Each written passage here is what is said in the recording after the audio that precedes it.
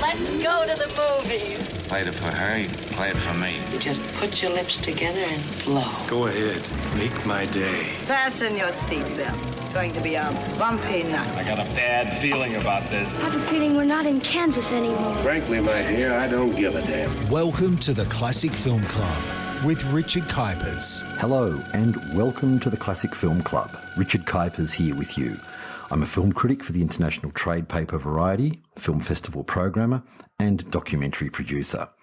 I've loved movies ever since my mother took me to see Born Free at the Malvern Dendy in Melbourne about a million years ago, and I'm especially interested in films that have attained classic status and looking at how well they play in 2020 and 2021. We're almost there. Has time treated them well? Have some of these classic movies lost their magic over the years? Have some aged really well? Do they play better now than they did in the day? And how have their messages and meanings been affected by the march of time? Digging into the vaults of cinematic treasures is a fascinating experience, to say the very least. It's like pulling out records you may have loved in your younger days, but you haven't played for a long time. If they still sound great, great. If not, it can be sobering and make you reflect on things a little bit as you realise that the music is still the same, but how you hear it has changed. I'm doing just that right here, rewatching famous and highly acclaimed movies and casting a critical eye on their merits and shortcomings in the cultural, social and political times in which we live. That's the main focus of the Classic Film Club, but we're also here to celebrate films that may not be famous titles that most people recognise, but are lesser-known gems that might have followings among film buffs and film critics, but they deserve to be more widely known and seen. I also love a guilty pleasure, so stay tuned as well for our Trash and Treasure segment, when I pull out diamonds from the dustbin and tell you why they're essential viewing. But first, let's tackle one of the most famous, awarded and profitable films of all time, which lately has become one of the most problematic films of all time.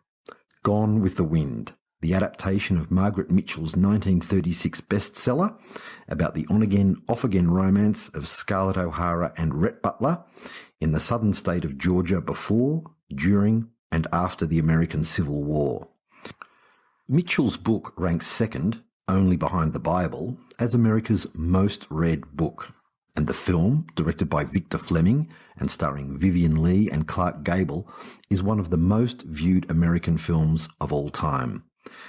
It's especially good to be looking at it again after everything that's happened socially and politically in recent times, and particularly in light of the roles played by Georgia and its capital city Atlanta in the recent US election.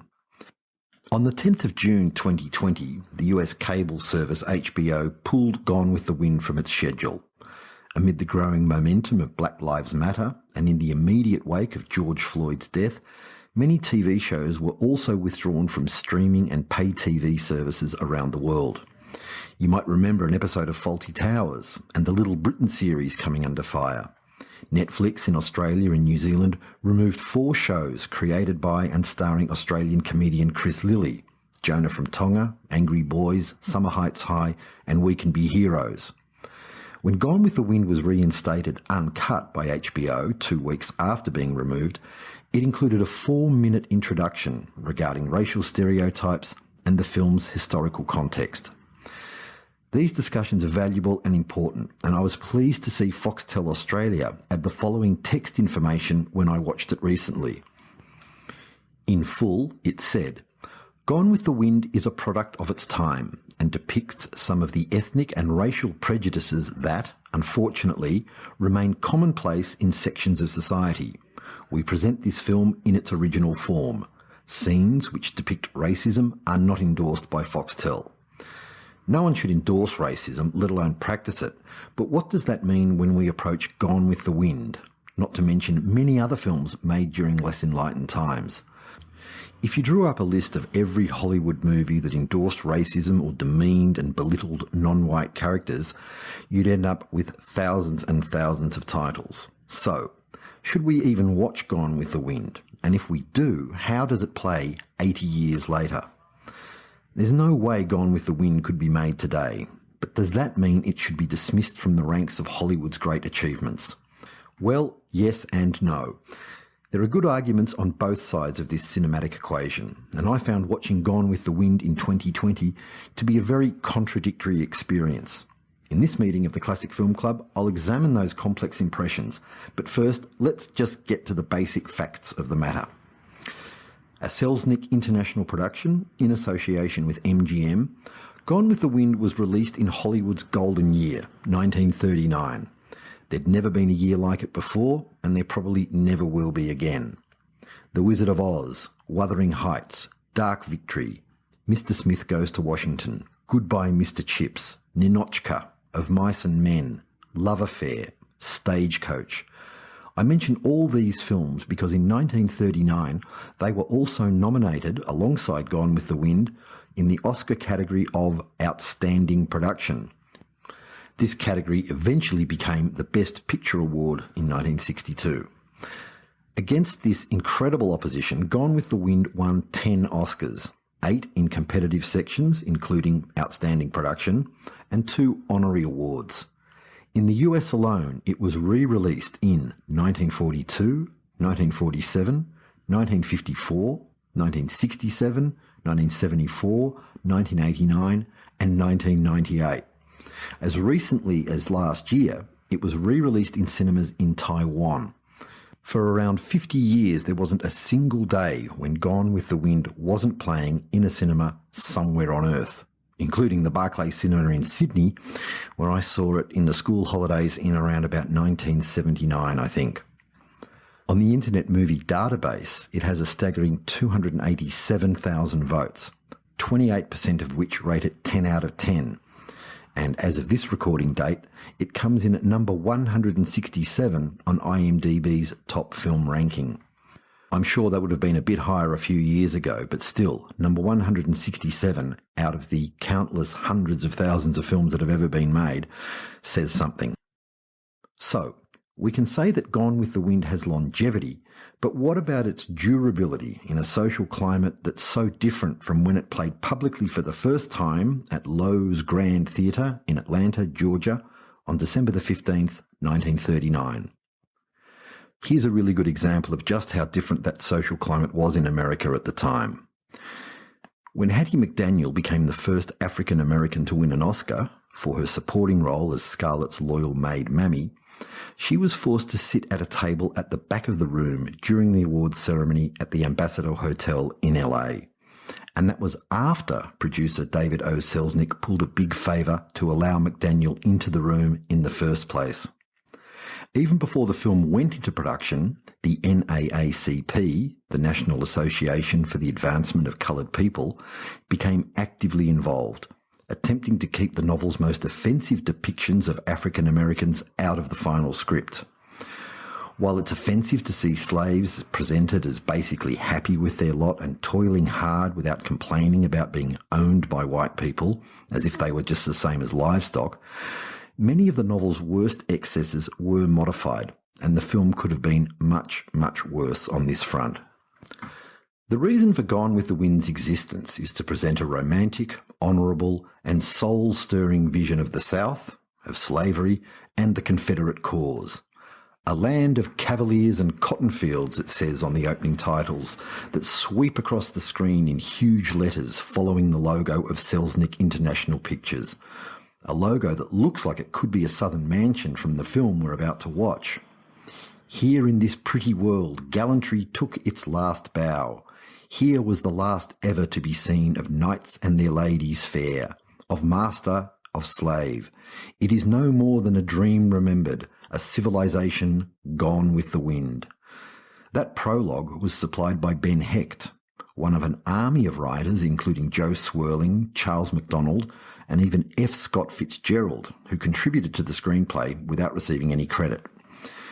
The Oscar-winning script was attributed solely to Sidney Howard, whose radical past included supporting Communist Party of America candidate William Foster in the 1932 presidential election. Right from the start, as this prologue appears and before we meet Scarlett O'Hara or Rhett Butler, or any of Sidney Howard's words are actually spoken, you're reminded that this film was released when segregation was mandated in the South and widely, unofficially in force in the North. This is indeed a poem to an age that may be gone, but for a large part of its target audience in 1939, and undoubtedly today, it has not been forgotten and is remembered with misty-eyed nostalgia that's blind to how those plantations prospered and how those southern families accumulated all of their wealth. That sense of gallantry and knights and their ladies is evident straight away. On the porch at Tara is the beautiful, strong-willed southern belle Scarlett O'Hara. She's talking to the Tarleton twins, Brent and Stuart. Stuart's played by George Reeves of TV fame in the 50s as Superman. The Tarleton boys are vying for Scarlett's affections, but even more exciting than romance is the prospect of going to war with those Yankees from the north. There's never any detailed explanation of why there's conflict between the South and the North, like the issue of slavery, for example. It's all very hazy, and that would have been bad for box office to make it so explicit.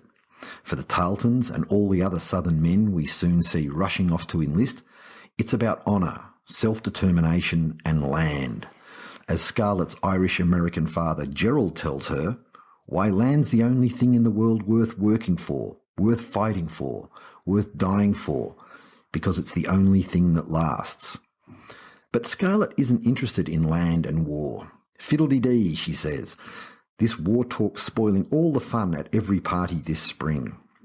On her mind is romance and hopefully marriage to Ashley Wilkes, Leslie Howard. He's the heir to nearby 12 Oaks plantation. Never mind that Ashley doesn't love her, and he's about to announce his engagement to his cousin, yes cousin, Melanie Hamilton, Olivia de Havilland. Scarlett will just have to tell Ashley he really does love her, and that'll be that. If there's a white voice of reason and conscience here, it belongs to Ashley Wilkes, certainly in the first half of the film. He seems to have a genuine affection for his slaves, and says he would have freed them regardless of the war's outcome. In the stampede to join the Confederate Army, it's Ashley who steps back and tells his friends that most of the misery in the world has been caused by war. That doesn't stop him from joining up, but his motives are much more personal and immediate. He just wants to preserve 12 Oaks, the place he loves and where he wants to be buried. When Ashley returns from the war, he's clearly suffering PTSD and is suicidal. A world which is worse than death is how he describes coming home to the wreckage of 12 Oaks. Ashley may have lost everything, but let's remember that he owed his wealth and the happiness it brought to the slave labour on his property. If we can feel sympathy at all for Ashley, who's also never owned up to his true feelings for Scarlett, largely out of the obligation he feels for Melanie, it's largely due to Leslie Howard's sensitive and heartfelt performance. Howard, who was the star of Intermezzo and The Scarlet Pimpernel and was Oscar-nominated for Pygmalion and Berkeley Square, co-starred with Olivia de Havilland in It's Love I'm After, a very zingy 1937 comedy directed by Archie Roach, in which an engaged heiress, played by de Havilland, gets tangled up with an egotistical actor, played by Howard. It's great fun. Leslie Howard returned to the UK after Gone with the Wind to help with the war effort, and was killed on June 1st, 1943, after his commercial KLM flight from Lisbon to Bristol was shot down by German planes. Even if he doesn't realise the contradictions and hypocrisy of his position as a moneyed southerner whose noble notion of freeing his slaves would adversely affect his profit margins, Ashley is a calming and sensible presence. His earlier words of caution about war ring loudest in famous scenes of Scarlett wandering through thousands of wounded and dying Confederate soldiers on the train tracks of Atlanta, and especially when she turns away in horror when Dr. Meade, Harry Davenport, is about to perform an amputation without anaesthetic. Gone with the Wind may glorify the Confederate cause, but to its credit, it never glorifies war itself. There are no big battle scenes, and the only deaths we witness of men in uniform come during the Yankee occupation of Atlanta, when the lives of Southern civilians are placed at risk. If not the conscience of the film, the heart and soul of Gone with the Wind is undeniably Ashley's wife and cousin Melanie, played so beautifully by Olivia de Havilland, whose career to this point included Captain Blood, The Charge of the Light Brigade, The Adventures of Robin Hood and Dodge City, all with Errol Flynn, and Anthony Adverse opposite Frederick March. Almost impossibly sweet, selfless and noble, Melanie is the best friend Scarlett O'Hara could ever have, even if Melanie's husband is the man Scarlett wants for herself. It's hard to like Scarlett and warm to her throughout the entire story. She's so selfish, and today we'd be tempted to call her a stalker. But Melanie's the opposite, and dramatically she's the perfect foil for Scarlett. Melanie loves Scarlett as a sister. Melanie becomes a volunteer nurse, as does Scarlett, but she's never convincingly committed to it.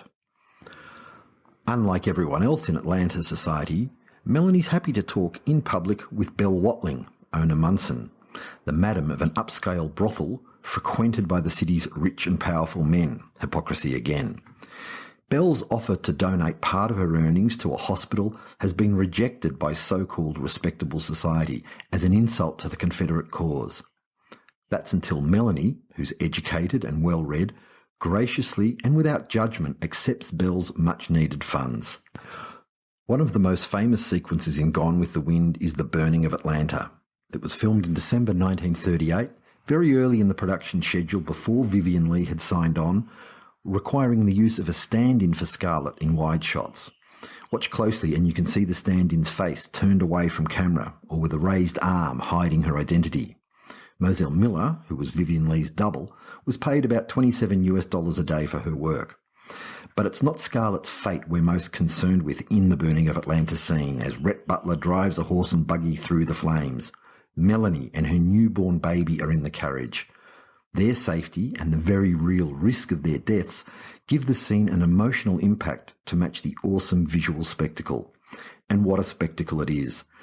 This sequence takes Gone with the Wind into apocalyptic zombie movie or Mad Max Fury Road-like territory, with Rhett fighting off desperados attempting to steal their transport, while an inferno slowly engulfs the town and the lives of a mother and baby hang in the balance. It's thrilling stuff, right up there with the chariot race in Ben-Hur as a classic action scene that still makes the grade today. Sure, computer-generated imagery can do just about anything today, but there's something about real action that's hard to beat. The first half of Gone with the Wind moves at a breakneck pace, driven by the Civil War and its impact on the main characters. For Scarlett, that means becoming married and widowed while still obsessing over Ashley Wilkes and falling in and out of lust, there's no other way to put it, with Rhett Butler, the handsome, opportunistic profiteer, gambler, an all-round scoundrel with no allegiance to anyone or anything other than his own financial well-being. But of course, there's a heart there when it really counts. And who better to play him than the king of Hollywood himself, Clark Gable, a man with a chin, a chest and hair, at the height of his powers as a leading man, following a string of hits opposite the tragic platinum blonde bombshell Jean Harlow, and an Oscar to his name for the screwball comedy classic It Happened One Night. Most of us know about the search for Scarlett O'Hara, in which just about every leading lady in Tinseltown was rumoured at one time or another to be cast in the role. Bette Davis, Paulette Goddard, even Katharine Hepburn, would you believe? But much less is known about the casting of Rhett. Gable was Selznick's first choice, but tricky contractual matters in the studio system of the times meant that leading men, including Gary Cooper and Errol Flynn, came into the frame before Gable could be secured, even though he didn't really want the part that eventually became his most famous and even earned him an Oscar nomination. Rhett Butler. Talk about a man's man and a ladies' man. Rhett is friends with Belle the bordello keeper and infuriatingly attractive to Scarlett, who loves and hates his brash, straight-talking ways. The chemistry between Vivien Leigh and Clark Gable is terrific, hurling insults at each other one moment and declaring their love the next. Even when they finally do marry, no spoiler alert there. Even if you haven't seen the film, you know they will. There's tension, tragedy and fabulous melodrama from the moment they say, I do. As wonderful as the Scarlett-Rhett relationship is, it sustains the second half of the film, which is otherwise a little bit limp and repetitious. There's one particularly troubling aspect involving rape inside marriage. There's no question about what happens one night at the magnificent mansion Rhett has built for them in Atlanta. Drunk, Angry about Scarlett's ongoing love for Ashley and her refusal to have sex with her husband, Rhett marches Scarlett upstairs against her will. She's furious and resisting him strongly. He says, "This is one night you're not turning me out." The next morning, Scarlett is seen smiling, beaming even with happiness. But for me, this can't exonerate the previous scene, as there's not even the slightest hint that it might be a game that Scarlett secretly enjoys or wants. That would have been too much to convey to general audiences in 1939. It's possible that Margaret Mitchell based this part of the story on her own horrific experiences while married to Red Upshaw, a violent alcoholic. It's also been suggested that Rhett Butler was an idealised version of Upshaw. In any case, it's a nasty scene of macho dominance, and it really detracts from the film. A shame, because elsewhere in the Rhett-Scarlett relationship, there's so much to enjoy. I mentioned before that it's hard to like Scarlett, but she's always compelling, and that's what drama requires with an unsympathetic central character. We always want to know what's going to happen next in her colourful and extremely eventful life. The first time Scarlett and Rhett meet is at a barbecue at 12 Oaks. Scarlett's immediately intrigued when told about the terrible reputation of this dashing man dressed in a fancy black suit. After Butler has mentally undressed her and given her the first of many highly sexual stares and smiles, Scarlett tells a friend, "He looks as if he knows what I look like without my shimmy." Some of the film's best dialogue is exchanged when they're in the heat of passion or at the height of hostility. "You'll never corner me, Rhett Butler, or frighten me. You've lived in dirt so long you can't understand anything else," says Scarlett. And as Rhett says, "I love you because we're alike. Bad lots, both of us, selfish and shrewd, but able to look things in the eyes as we call them by their right names." It's great stuff. It really sizzles. The running time of Gone with the Wind is 221 minutes, or somewhere between 234 and 238 minutes if you count the overture, intermission and exit music that audiences would have experienced on original release. Quick side note, I love overtures that accompanied so many of those big Hollywood films made from the 1920s to the 1970s. The Wizard of Oz, Ben-Hur, 2001: A Space Odyssey, That's Entertainment. Films like that come to mind. When the lights were still up and the curtains were still closed, the overture music brought anticipation and a marvellous sense of occasion to going to the movies. Much better than the 20 minutes of advertising we get now. The intermission of Gone with the Wind comes after the war is over and Scarlett returns to her shattered family in the ruins of Tara, vowing to rebuild the great family home. "As God is my witness, I'll never be hungry again," she says. It's actually not a bad idea to give yourself an intermission at that time as well, to think about this sprawling story and how it's been told. Visually, it's superb in 3-strip Technicolor, only the 30th feature film to use that process, and it's gorgeously costumed and art-directed and set to a rousing score by the legendary Max Steiner, Oscar-nominated for this, and winner for Now Voyager, Since You Went Away, and The Informer. But what you can't ignore about Gone with the Wind, and what we need to look at more closely than ever before, is the portrayal of African-American characters. In early scenes, we watch contented slaves peacefully working the fields. There's field foreman Big Sam, Everett Brown. He'll remain loyal to the O'Haras even after the war, and he rescues Scarlett when her life's in danger. Pork, Oscar Polk, is a house servant. Like Big Sam, he stays with the O'Haras after emancipation. Prissy, Butterfly McQueen, another house servant. With her high-pitched voice, exaggerated speech and dim-witted nature, she's played for comic relief. Rhett calls her a simple-minded darky. None of the black characters here are treated with much dignity, but Prissy comes off the worst. She's the living embodiment of that idea that black people are intellectually inferior and stand little hope of making their way in the world on their own. They need white owners to provide the basic necessities and are better off in servitude. We do see some freed slaves in the course of the film, but mostly they're portrayed as hustlers and opportunists who've teamed up with carpetbaggers, those despised northerners who came to the South after the war to exert political and economic influence.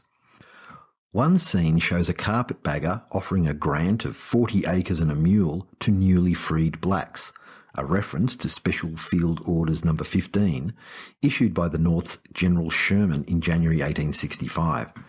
In truth, there was a very short window for this order, and it was never properly enacted before being rescinded completely by Abraham Lincoln's successor Andrew Johnson.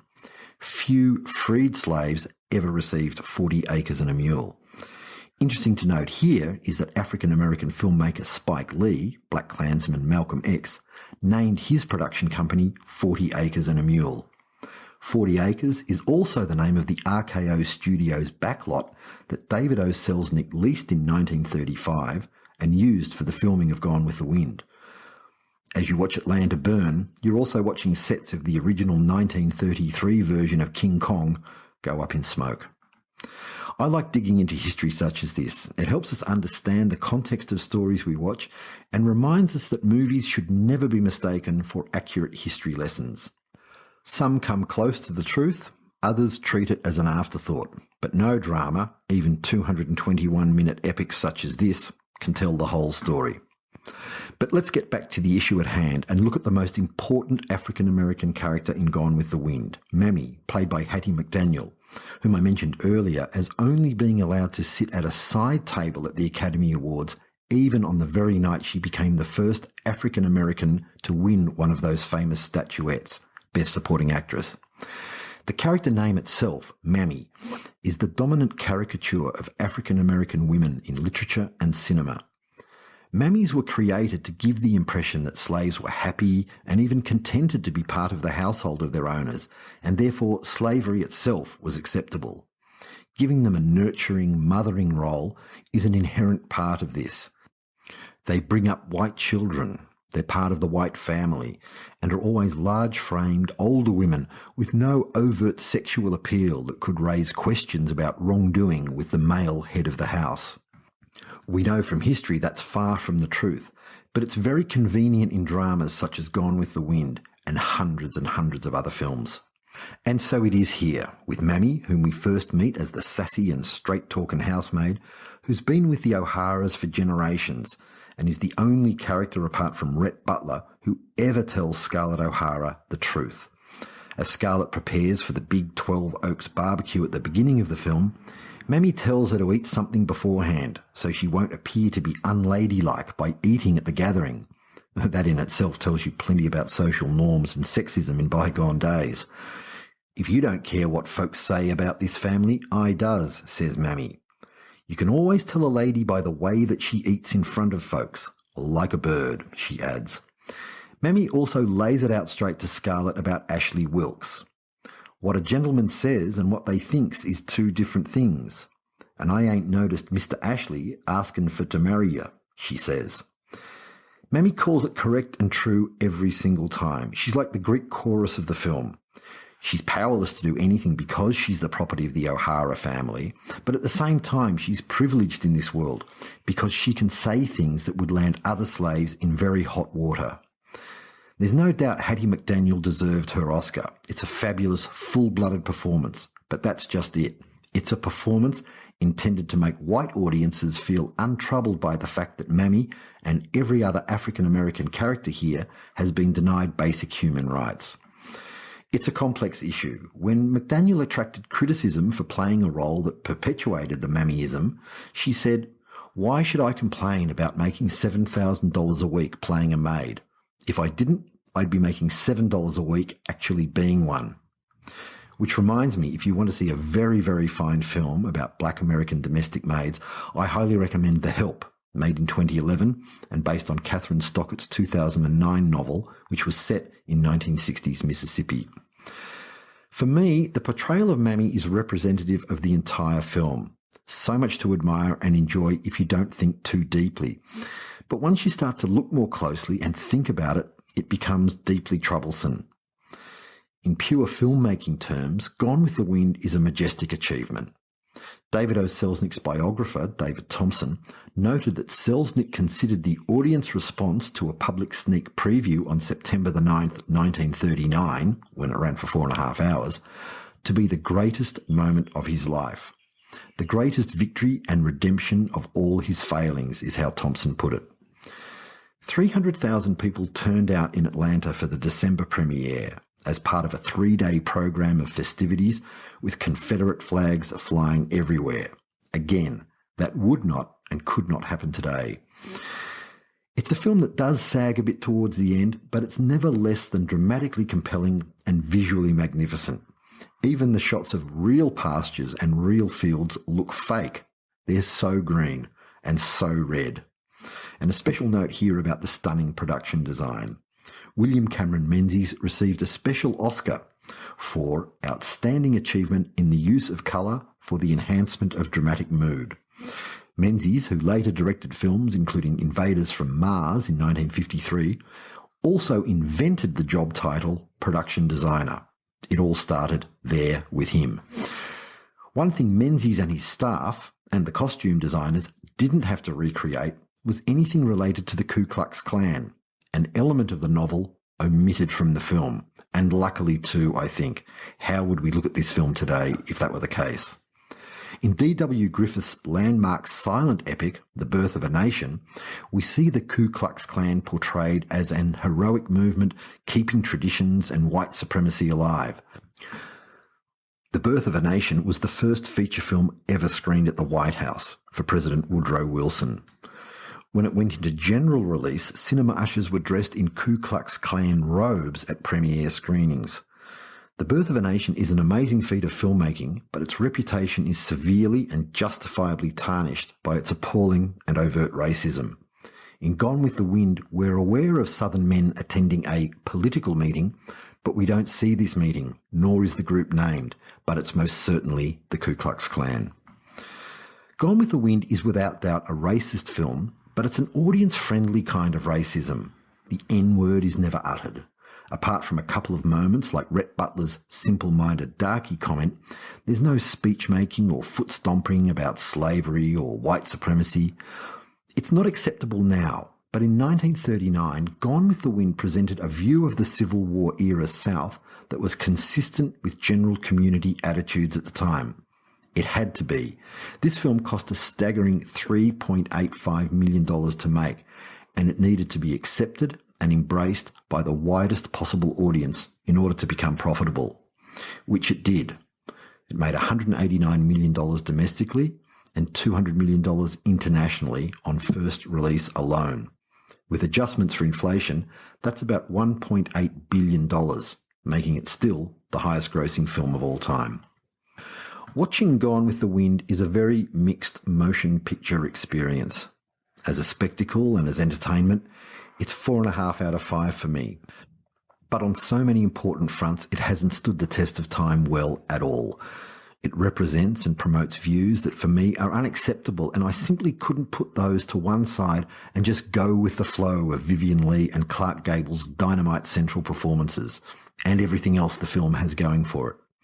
While I don't regard it as a classic, a fallen classic maybe, I still highly recommend watching Gone with the Wind at least once, because of its legendary stature and its undeniable importance in the history of cinema. Toto, I have a feeling we're not in Kansas anymore. This is the Classic Film Club with Richard Kuipers. I'd like to stick with the general theme of this Classic Film Club meeting by looking into Australian movie history and the representation of Aboriginal and Torres Strait Islander characters. For me, the most exciting development in Australian cinema over the past 2 or even 3 decades has been the emergence of Indigenous filmmakers telling their own stories. Samson and Delilah and Sweet Country by Warwick Thornton, Radiance, Brand New Day by Rachel Perkins, Beneath Clouds and Mystery Road by Ivan Sen, Wayne Blair's The Sapphires and Top End Wedding, to name just a few. There are so many more. But long before the long overdue emergence of Indigenous filmmakers, Australian cinema relied on Anglo filmmakers to tell stories involving Indigenous characters. Sometimes, shamefully, white actors in blackface played Aboriginal characters, such as Ed Devereaux from the famous Skippy TV series, playing Black Tracker Jubal in the 1968 film Journey Out of Darkness. The same film also featured Malaysian-born singer Kamal playing an Indigenous character. Let's go back 13 years before that to 1955, and an Australian feature film that's the first of its kind on several different fronts. Made by the pioneering team of Charles and Elsa Chevelle, Jedda was the first Australian film in colour. It's also the first Australian film selected for competition at Cannes, and the first to feature Indigenous actors in leading roles. The story is set in Mongala, a remote cattle station in Central Australia run by Doug McCann, George Simpson Little, and his wife Sarah, Betty Sutter. After losing her own child, Sarah adopts Jedda, an Indigenous baby whose mother died in childbirth. Reflecting a common view in 1950s Australia, Sarah decides to raise Jedda as if she were white, denying her access to her Aboriginal roots in the belief she'll have a better chance in life. Doug is sceptical, believing that blacks and whites are too different for this to work, and that Jedda should be allowed to go on walkabout and learn about her people. "They don't tame," he says, to which Sarah replies, "It's my duty to try." Narrating the story is Joe, an Afghani Aboriginal orphan raised by the McCanns. When the story fast-forwards to Jedda as a young woman, Joe falls in love with her and wants to marry her. But Jedda, played by Rosalie Kunoth-Monks, remains frustrated and confused about not knowing her language or culture. Although flattered by Joe's attention and attracted to him, Jedda is drawn much more strongly towards station worker Marbuk, Robert Tudawali. This handsome, mysterious man whisks Jedda away in the hope he can marry her. She's willing at times and resists him at others, but Marbuk's desire for Jedda has broken a tribal taboo, leaving them as outcasts while they're also being pursued by Joe and Northern Territory police officers. Like Gone with the Wind, Jedda is very much a product of its time. From 1909 to 1970, the Aboriginal Protection Act operated in Australia. This granted authorities permission to take mixed-race Indigenous children away from their mothers and have them raised in mostly church-run facilities and trained to become maids and other domestic workers.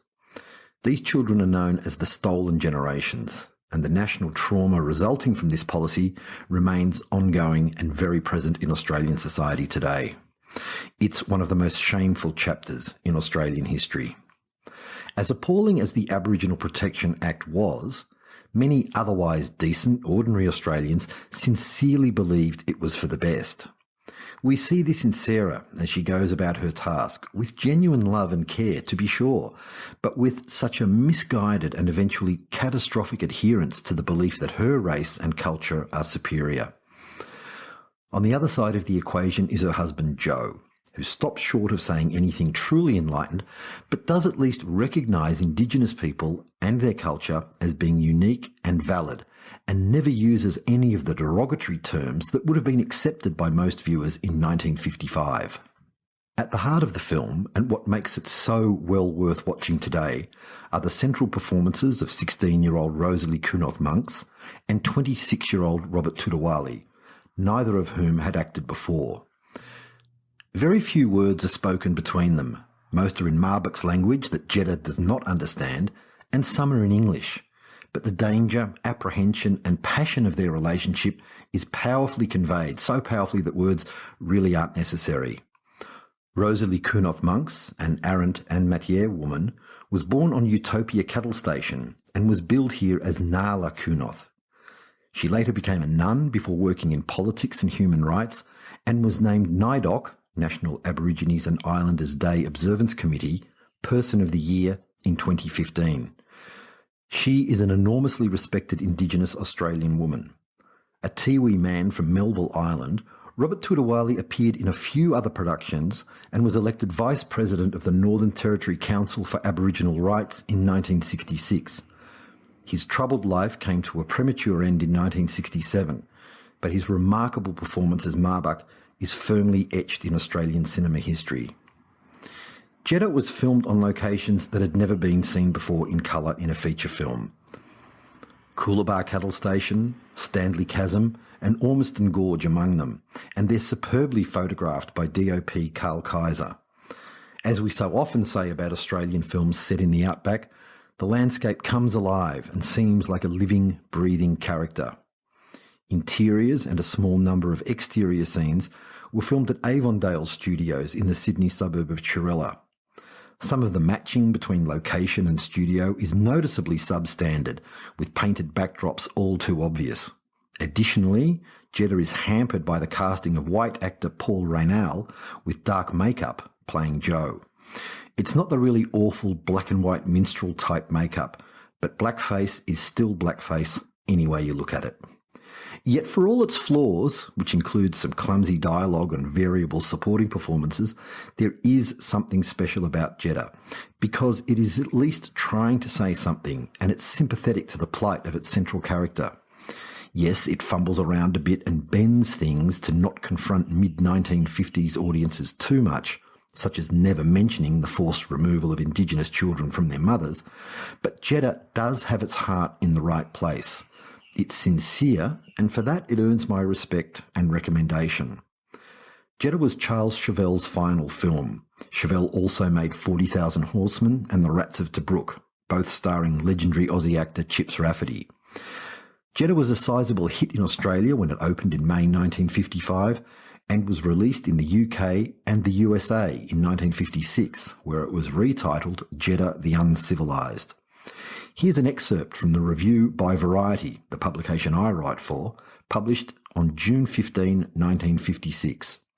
Australians generally have little sentiment for their native Negro people. Their words, not mine. And this: although the Australian Aborigine is generally unlovely, Robert Tudawali is a dark native male of fine physique and a natural actor. That review was written by an unnamed Variety critic in Sydney, and shows, like the film, what was acceptable in print and by community standards of the time. And I'm really pleased that those kinds of things would be completely unacceptable now. Jedda is available to buy on DVD, but isn't that easy to find on streaming services.